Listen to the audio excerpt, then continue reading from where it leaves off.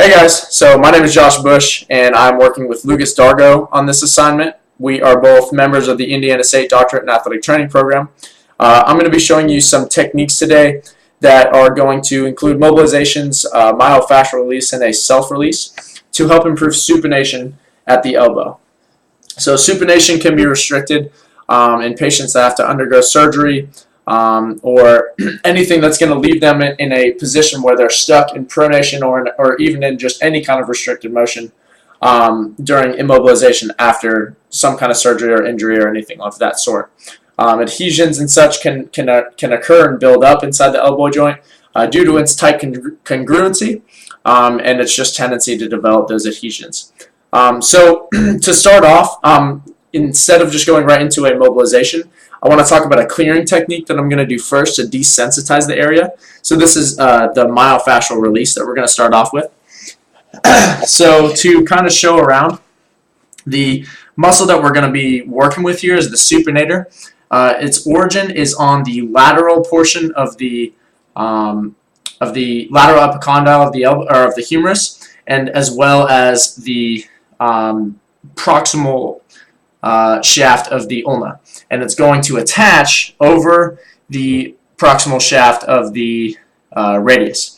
So in order to clear the muscle, we're going to start right in the belly of that supinator muscle, and we're going to spread to the origin and the insertion. Spread to the origin and the insertion. So what we're trying to do is just relax this muscle and just get it kind of prepared to kind of accept the mobilization that we're going to do. And so after we're done with this clearing technique, you're probably going to want to do about 8 to 10 strokes or 30 to 60 seconds of work here. Then for the mobilization, you're going to have the patient come up this way and relax. You want them in a loose packed position.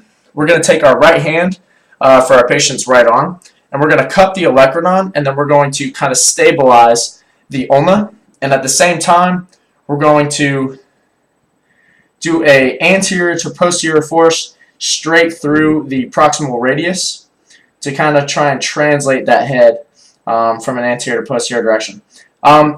So the thing about this technique is that it's whenever you go into supination, the radial head is a concave surface going over a convex end of the lateral epicondyle, and so with that, it mainly just rotates around its own axis during supination.